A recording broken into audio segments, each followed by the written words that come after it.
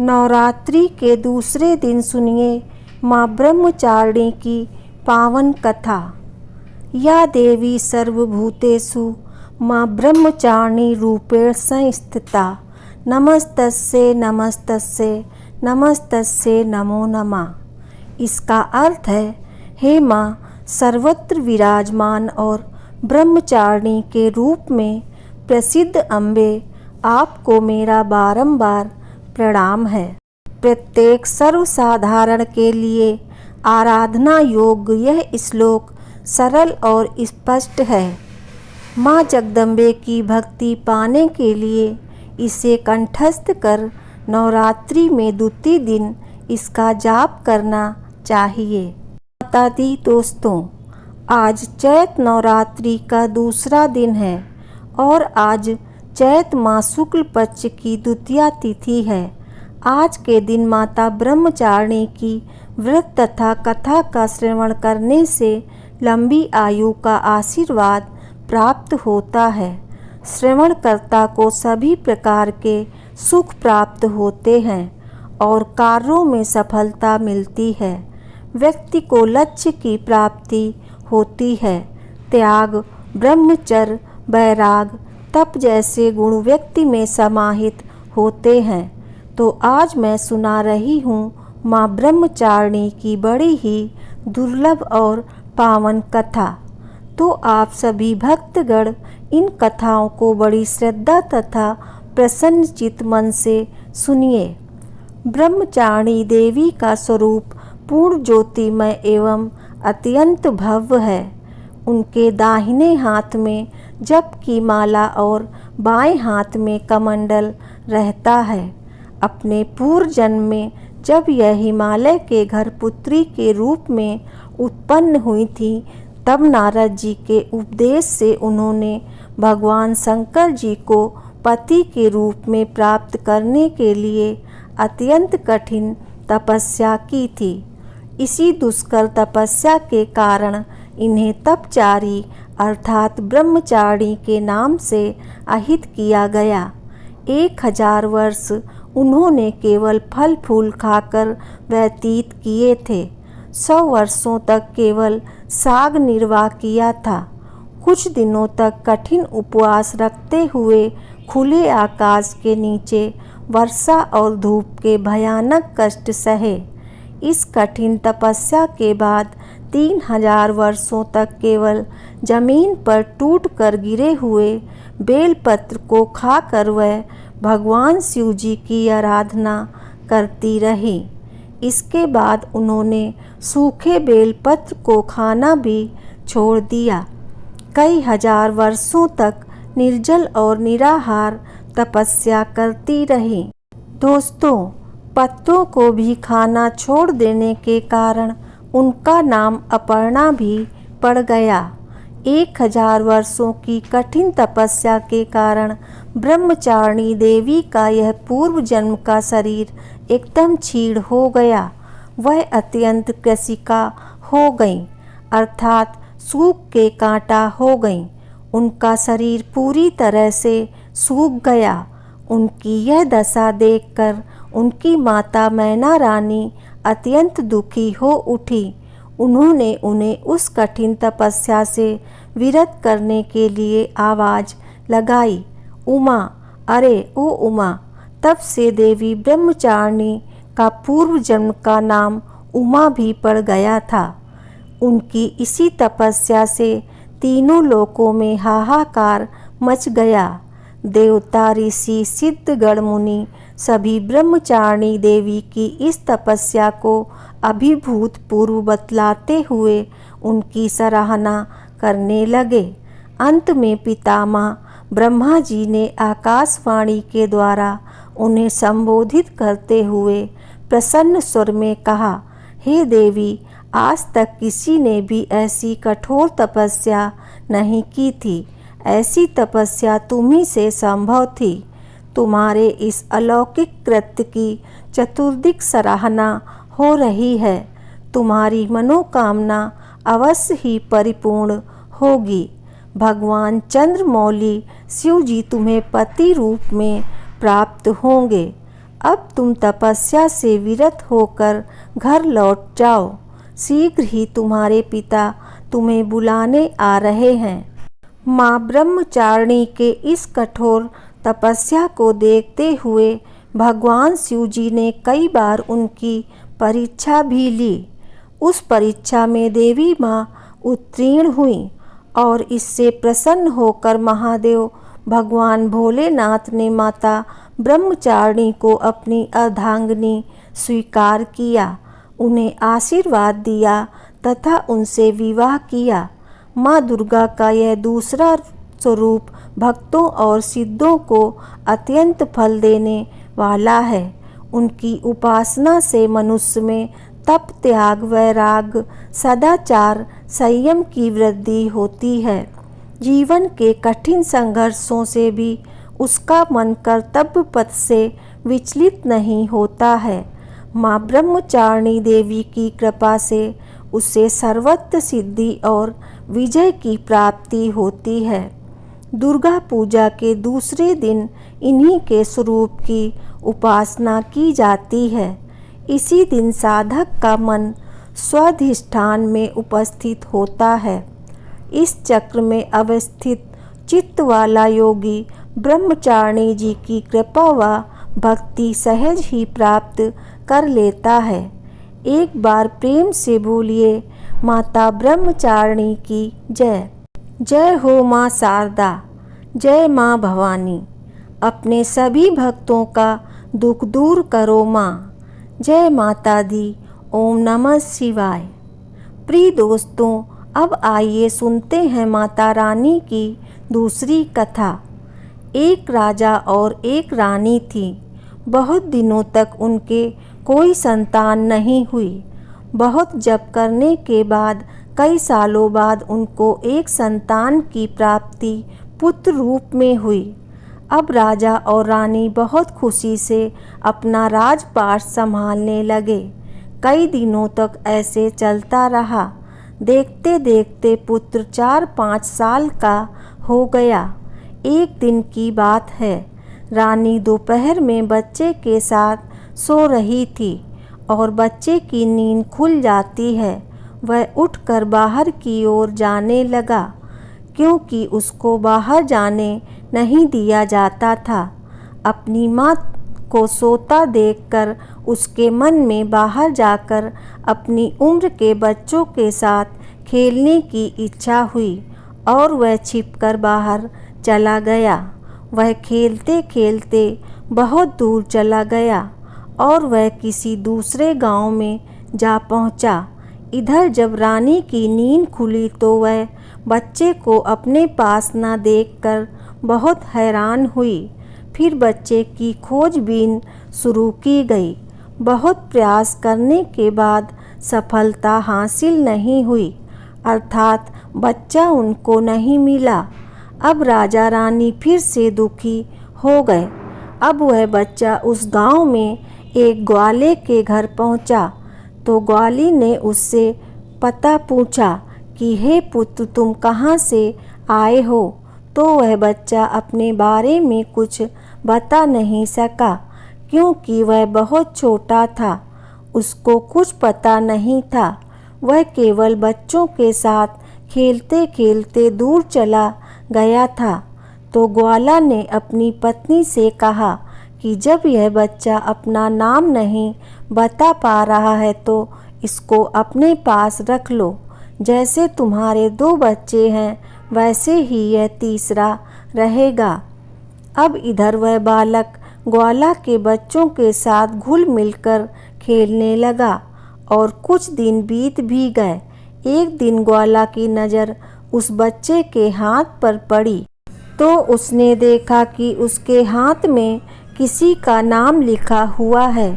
वह बच्चे से पूछने लगा, यह किसका नाम है? तो उस बच्चे ने कहा, यह हमारे पिताजी का नाम लिखा है। तो ग्वाला ने कहा कि हम आपके पिताजी का नाम ढूंढते हुए घर पर चलेंगे।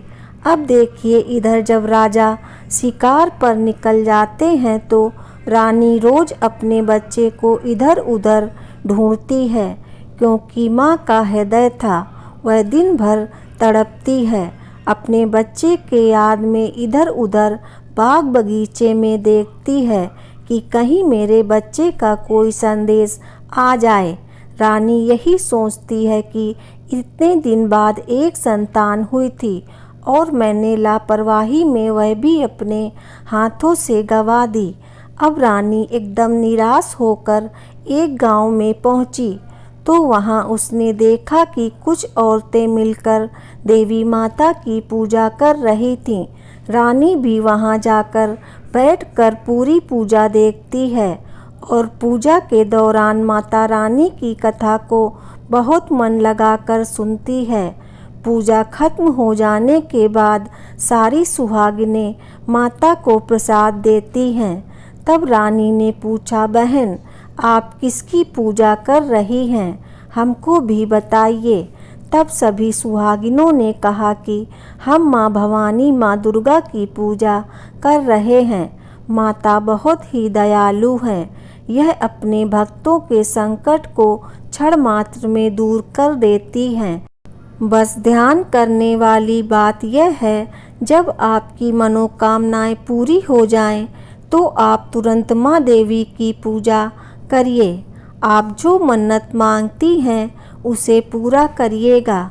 मनोकामना पूर्ण होने के बाद माता रानी की पूजा तुरंत ही कर लेना चाहिए, उसको टालना नहीं चाहिए। तो रानी ने अपने मन में सोचा कि अगर माँ भवानी ने हमारा बच्चा सकुशल वापस हमारे पास पहुँचाया तो हम भी इसी तरह से सभी सुहागिनों के साथ माता रानी की पूजा करेंगे। उधर रानी का यह मन्नत मानना हुआ कि इधर ग्वाला बच्चे को लेकर उसके पिता की तलाश में निकल पड़ा। वह कई जगह ढूंढते हुए काफ़ी देर बाद गांव के किनारे पहुंचा तो एक व्यक्ति ने पूछा कि भैया इस नाम के व्यक्ति को क्या आप जानते हैं? तब उस आदमी ने बताया, हाँ भैया, यह हमारे राजा का नाम है, उनका पुत्र खो गया है, क्या यह उन्हीं का पुत्र है? यह बताकर ग्वाला को घर का पता बताया। ग्वाला जब बच्चे को लेकर राजा के द्वार पर पहुंचा तो राजा रानी ने अपने बच्चे को देखकर लिपटकर रोने लगे और बार बार ग्वाला का धन्यवाद करने लगे। राजा ने पूछा कि भाई मेरा बेटा आपने कहाँ पाया? तो ग्वाला ने कहा, राजा साहब यह बालक घूमते घूमते हमारे गांव आ पहुंचा था, तब हमने इससे इसका पता पूछा तो बालक कुछ न बता सका। एक दिन खेलते खेलते जब मेरी नज़र इसके हाथ पर गई तो इसका नाम लिखा हुआ था और उसी नाम के सहारे हमने इसको आप तक पहुंचाया है। तब रानी की खुशी की सीमा न थी। रानी ने राजा से कहा कि ग्वाला को खूब धन दौलत देकर विदा कीजिए, लेकिन ग्वाले ने कुछ नहीं लिया और कहा, जितनी खुशी आपको है अपना पुत्र पाकर उतनी खुशी मुझे भी है कि मैंने आपकी धरोहर को आप तक पहुंचाया है। अंत में राजा ने ग्वाला को धन देकर विदा किया। अब रानी को यह तुरंत याद आया कि वह माता रानी की मन्नत मानी थी, उनकी पूजा करने का और नवरात्रि का व्रत करने का। रानी ने राजा से कहा, हमने माँ दुर्गा की मन्नत मानी है, हमें नवरात्रि का व्रत करना है, हम नवरात्रि का व्रत करेंगे। नगर के कुछ स्त्रियों को निमंत्रण दीजिए और तुरंत माँ भवानी की पूजा कीजिए। रानी ने तुरंत माता की पूजा करने वाली सारी सामग्री इकट्ठा करवाई। माता रानी की पूजा की सारी व्यवस्था की गई। सभी सुहागिनों ने मिलकर माता रानी की विधिवत पूजा की और माँ भवानी दुर्गा माता का गीत गाया। जिन सुहागिनों को माता रानी की कथा आ रही थी उन्होंने माता रानी की कथा सुनाई और फिर अंत में सभी सुहागिनों ने मिलकर माता रानी की आरती की और उनसे प्रार्थना की कि हे माँ, जिस तरह आपने हमारे संकट को दूर किया ऐसे ही जो आपको याद करे आप उनके भी संकट को तुरंत दूर करना। हे माँ, आपका स्वभाव बड़ा ही दयालु है, बड़ा ही सहज, बड़ा ही कृपालु है। जय माता रानी। हे माँ भवानी, जिस प्रकार आपने रानी के बच्चे को वापस किया, उसकी गोद भरी, उसके जीवन में खुशियाँ लौटाई, उसी प्रकार सभी माताओं की गोद को हरा भरा रखना, सभी के घर में सुख समृद्धि लाना। जय माँ दुर्गा। ओम नमः शिवाय। प्रिय भक्तों, अब आइए सुनते हैं माँ तारा रानी की कथा। एक समय की बात है, माँ भगवती को मानने वालों में से एक राजा स्पर्श भी थे। वह दिन रात उनकी पूजा अर्चना में लीन रहते थे। राजा को किसी चीज़ की कोई कमी नहीं थी, बस उन्हें बच्चे की इच्छा थी। सालों से बच्चा न होने के कारण राजा कुछ निराश रहा करते थे।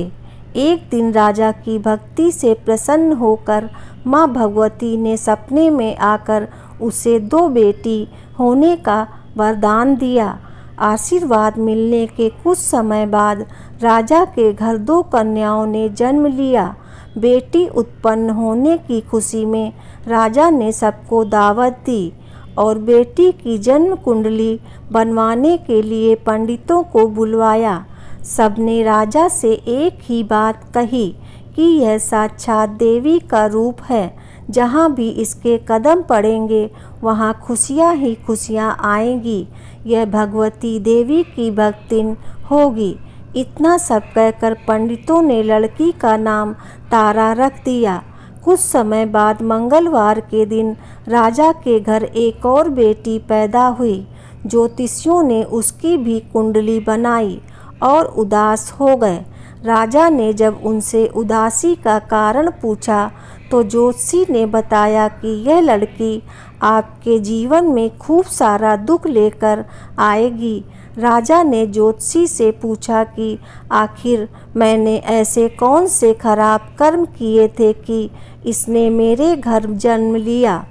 ज्योतिष ने बताया कि आपकी दोनों बेटियां राजा इंद्र की अप्सराएं हुआ करती थीं। इनमें से सबसे बड़ी बहन का नाम तारा और छोटी का नाम रुक्मी था। एक दिन यह दोनों मिलकर धरती की सैर करने के लिए गईं। दोनों ने वहां पहुंचकर एकादशी के दिन का व्रत रखा। तारा ने अपनी छोटी बहन से कहा कि आज एकादशी का व्रत है, इसलिए बाजार जाकर कुछ ताज़े फल ले आओ, लेकिन वहाँ कुछ मत खाना। रुक्मी बाजार फल लेने चली गई। वहाँ उसे मछली के पकौड़े दिखे। उसने झट से उसे खा लिया और अपनी बहन के लिए कुछ फल ले आई। रुक्मी ने तारा से पूछा कि तुम अपने लिए फल क्यों नहीं लाई। उसने जवाब दिया कि वह मछली के पकौड़े खाकर आई है। तारा ने गुस्से में कहा, तुम पापिनी हो, एकादशी के दिन तुमने मछली खा ली। ऐसे खराब कर्म के लिए मैं तुम्हें छिपकली बनने का श्राप देती हूँ। अब उसी जंगल में तारा की बहन छिपकली बनकर रहने लगी। वहाँ एक जाने माने ऋषि गुरु गोरख भी अपने कुछ शिष्यों के साथ रहते थे। उनके शिष्यों में एक बहुत ही घमंडी शिष्य था। अपने घमंड के चलते वह शिष्य कमंडल में पानी भरकर एकांत में बैठकर तपस्या करने लगा। तभी एक प्यासी गाय वहां आ गई। उसने सीधे अपना मुंह उस कमंडल में डाल दिया और पानी पी लिया। पानी पीने के बाद जैसे ही गाय अपना मुंह बाहर को निकालने लगी तो कमंडल नीचे गिर गया और ऋषि का ध्यान भंग हो गया। ऋषि ने देखा कि गाय पानी पी गई है। अब गुस्से में ऋषि ने गाय को एक चिमटे से बुरी तरह घायल कर दिया। इस बात की जानकारी जब गुरु गोरखनाथ को पड़ी तो वह तुरंत गाय को देखने के लिए गए। जैसे ही उन्होंने गाय की हालत देखी वैसे ही उसने उन घमंडी शिष्य को आश्रम से निकाल दिया।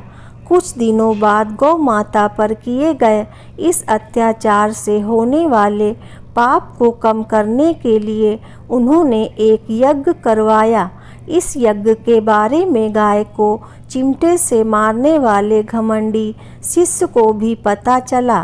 वह सीधे पक्षी का रूप धारण करके यज्ञ स्थल पर आ गया और भोजन में अपनी चोंच से मरा हुआ सांप डाल दिया। किसी को इस बात की खबर नहीं हुई। यह सब होते हुए तारा से श्राप मिलने वाली छिपकली रूपी रुक्मी देख लेती है। उसके मन में हुआ कि इसे खाकर सारे लोग मर जाएंगे।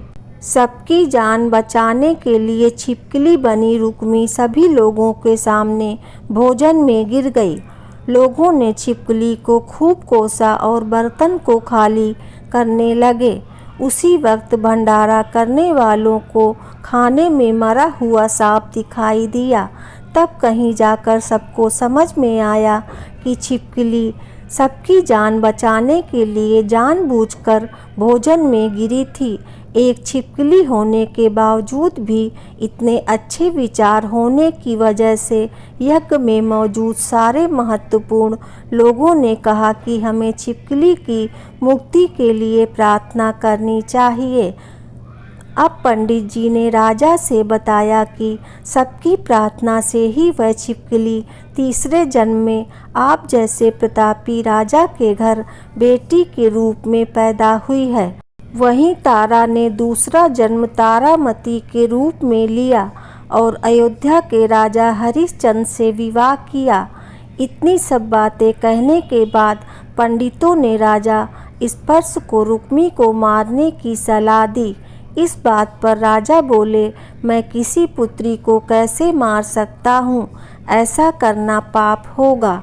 फिर ज्योतिष ने कहा कि एक संदूक में सोना चांदी लगवा कर उसके अंदर लड़की को रख देना और संदूक को पानी में बहा देना। उसमें लगा हुआ सोना चांदी देखकर लोग नदी से संदूक जरूर निकालेंगे और लड़की की जान बचा लेंगे। राजा को ज्योतिष ने जैसा बताया था ठीक वैसा ही किया। नदी में सोना चांदी जड़ा हुआ संदूक देखकर काशी के पास ही एक ने उसे बाहर निकाल लिया। उसकी कोई संतान नहीं थी, इसलिए उसने संदूक के अंदर की कन्या को पालने का फैसला किया। उस कन्या को उसकी पत्नी ने खूब प्रेम से पाला और रुक्मी नाम रख दिया। बड़ी होते ही दोनों ने रुक्मी का विवाह कर दिया। रुक्मी की सासू माँ तारामती और राजा हरिश्चंद्र के महल में साफ सफाई का काम किया करते थे। कुछ दिनों बाद रुक्मी की सासू माँ बीमार हो गई, जिसकी जगह रुक्मी वहाँ काम करने लगी। तारामती ने उसे देखा और पुराने जन्म के पुण्य के कारण पहचान लिया और उससे कहा, तुम मेरे साथ बैठ जाओ। रुक्मी ने बोला कि मैं तो अभागिन हूँ, इसलिए आपके साथ नहीं बैठ सकती। तब तारामती ने उसे बताया, तुम पूर्व जन्म में मेरी ही बहन थी। तुमने एकादशी व्रत के दिन मछली खा ली थी, तो मैंने तुम्हें दंड देते हुए छिपकली बना दिया। अब तुम्हें दोबारा मनुष्य जन्म मिला है, तो इस जन्म में माँ वैष्णो की पूजा करके पुण्य कमा लो। माँ की पूजा से तुम्हारी सारी इच्छाएं पूरी होंगी। तारामती की बात को सुनने के बाद रुक्मी माँ वैष्णो से एक बेटे के लिए प्रार्थना करती है और कहती है कि अगर उसकी मनोकामना पूरी हुई तो वह अपने घर में माँ वैष्णो देवी की पूजन और जागरण करवाएगी। माँ वैष्णो देवी उसकी प्रार्थना सुन लेती हैं और उसे एक पुत्र देती हैं। पुत्र की प्राप्ति के बाद रुक्मी उसकी देखभाल और लाड दुलार में माँ वैष्णो देवी की पूजा करना भूल जाती है। ऐसा होते होते 5 वर्ष बीत गए और फिर एक दिन उस बच्चे को माता रानी निकल आती हैं। बच्चे की ऐसी स्थिति देखकर परेशान रुक्मी अपने पिछले जन्म की बहन तारामती के घर जाकर उन्हें इस समस्या के बारे में बताती है। तब तारामती ने पूछा कि तुमने माँ वैष्णो देवी की पूजा अर्चना में कोई गलती तो नहीं की। फिर रुक्मी को याद आता है कि उसने माँ वैष्णो देवी का जागरण कराने का प्रण लिया था। यह बात याद आते ही रुक्मी को बहुत पछतावा हुआ और मन में माँ से कहा कि बच्चे को ठीक होते ही वह अपने घर में जागरण करवाएगी। अगले ही दिन उसका पुत्र पूरी तरह से ठीक हो जाता है। तभी रुक्को ने माता रानी के मंदिर जाकर पुजारियों को कहा कि मंगलवार के दिन जागरण करवा दीजिए। रुक्मी की बात सुनकर पंडित कहते हैं, तुम यही 5 रुपए दे दो, तुम्हारे लिए हम मंदिर में ही जागरण करवा देते हैं। रुक्मी कहती है, मुझे पता है कि मैं चमारिन हूँ, लेकिन आप मेरे घर आकर ही जागरण करवा दीजिए। माँ किसी तरह का भेदभाव नहीं करती हैं, तो आपको भी नहीं करना चाहिए। इस पर पंडित ने विचार विमर्श करके कहा कि अगर रानी आपके जागरण में आती हैं तो हम तुम्हारे घर आकर जागरण करवाने के लिए तैयार हैं। पंडित की बातें सुनकर रुक्मी अपनी बहन रानी तारामती के पास जाती है और रानी तारामती को सारी बात बताती है। रुक्मी की बात सुनकर तारामती जागरण में जाने के लिए तैयार हो जाती हैं। इस बात को बताने के लिए रुक्मी जब पंडित के पास जाती है तब उसके बीच की बातों को सेन नामक एक नाई सुन लेता है। फिर वह राजा हरिश्चंद्र को जाकर सारी बातें बता देता है। राजा के मन में हुआ कि रानी को नीची जाति वालों के घर जागरण में नहीं जाना चाहिए। इसी वजह से वह अपनी उंगली काट लेते हैं, जिससे उन्हें नींद ना आए और रानी जागरण में ना जा सके। जब जागरण का समय होता है तब भी राजा को जागते हुए देखकर रानी मन ही मन माँ वैष्णो देवी से प्रार्थना करती हैं कि महाराज को नींद आ जाए ताकि मैं जागरण में जा सकूं। रानी की प्रार्थना करने के कुछ ही देर बाद राजा को नींद आ जाती है। फिर रानी तारामती रोशनदान से रस्सी बांधकर महल के नीचे आकर रुक्मी के घर चली जाती हैं। इसी जल्दबाजी में रास्ते में रानी का रेशमी रुमाल और पाँव से एक पायल गिर जाता है। इधर कुछ वक्त बाद राजा हरिश्चंद्र की नींद टूट जाती है। नींद टूटने पर रानी को अपने पास न देखकर राजा उनकी तलाश में निकल जाते हैं। रानी को ढूंढते ढूंढते उन्हें रानी का रुमाल और पायल मिलता है। रानी की चीज़ों को अपने साथ लेकर राजा जागरण स्थल पर पहुँचे और एक जगह चुपचाप बैठकर जागरण सुनने लगते हैं। माँ वैष्णो देवी के जयकारे के साथ जागरण खत्म होता है और सभी को प्रसाद दिया जाता है। तब रानी अपने हिस्से के प्रसाद को झोली में डाल देती हैं। रानी के ऐसा करने पर लोग उनसे पूछते हैं कि वह प्रसाद क्यों नहीं खा रही हैं। अगर आप प्रसाद का सेवन नहीं करती हैं तो जागरण में आए लोग भी प्रसाद नहीं खाएंगे। तब रानी बोली कि वह प्रसाद राजा के लिए था, अब आप मुझे प्रसाद दीजिए। फिर अपने लिए प्रसाद लेकर रानी सबके सामने खा लेती है। रानी के प्रसाद खाते ही जागरण में सभी भक्तों ने प्रसाद खाया। इसके बाद रानी महल के लिए निकल जाती हैं। तभी रास्ते में राजा उन्हें रोककर पूछते हैं कि तुमने नीची जाति के घर का प्रसाद खाकर खुद को अपवित्र कर दिया है। तुमने मेरे लिए भी प्रसाद रखा है, अब तुम उससे मुझे भी अपवित्र करना चाहती हो। अब मैं तुम्हें अपने महल में नहीं ले जा सकता। यह बोलते हुए राजा रानी की झोली को देखता है। तब उन्हें प्रसाद की जगह गुलाब, चंपा, अनेक जैसे फूल और कच्चा चावल व सुपारी दिखाई देती है। इस चमत्कार को देखकर राजा हैरान हो जाते हैं। फिर राजा चुपचाप रानी को अपने साथ लेकर महल पहुँचे। वहाँ रानी बिना किसी चीज़ के राजा के सामने दीपक जलाकर राजा हरिश्चंद्र को हैरान कर देती है। फिर रानी बोली, हे महाराज, माता के दर्शन के लिए बहुत बड़ा त्याग करना पड़ता है, इसलिए आपको अपने बेटे रोहितास की बलि देनी होगी, तभी माँ दुर्गा आपको साक्षात दर्शन देंगी। यह सुनकर राजा के मन में माँ के दर्शन की इच्छा होने लगी, जिसके लिए राजा ने अपने पुत्र की बलि दे दी। बलि देने के बाद माँ दुर्गा शेर पर सवार होकर प्रकट हो जाती हैं। उन्हें देखकर राजा हरिश्चंद्र काफ़ी खुश हो गए और माँ दुर्गा ने तुरंत राजा के बेटे को जीवित कर दिया। इस माँ के चमत्कार को देखकर राजा हरिश्चंद्र प्रसन्न हो गए। तभी राजा ने माँ की पूरी विधि से पूजा करके उनसे अपनी गलतियों की क्षमा मांगी। माँ दुर्गा ने भी राजा को खुश रहने का आशीर्वाद दिया और अंतर्ध्यान हो गई। तब राजा ने रानी तारा से कहा कि मैं बहुत प्रसन्न हूँ कि आप मुझे पत्नी के रूप में मिली हैं।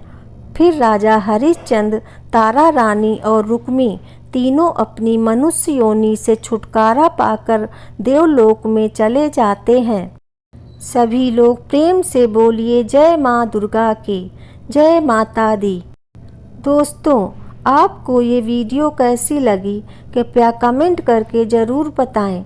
वीडियो पसंद आया हो तो लाइक करें और आगे की ऐसी ही कथा, कहानियाँ एवं जानकारियों को जानने के लिए चैनल को सब्सक्राइब अवश्य करें। धन्यवाद। जय श्री राधे कृष्णा।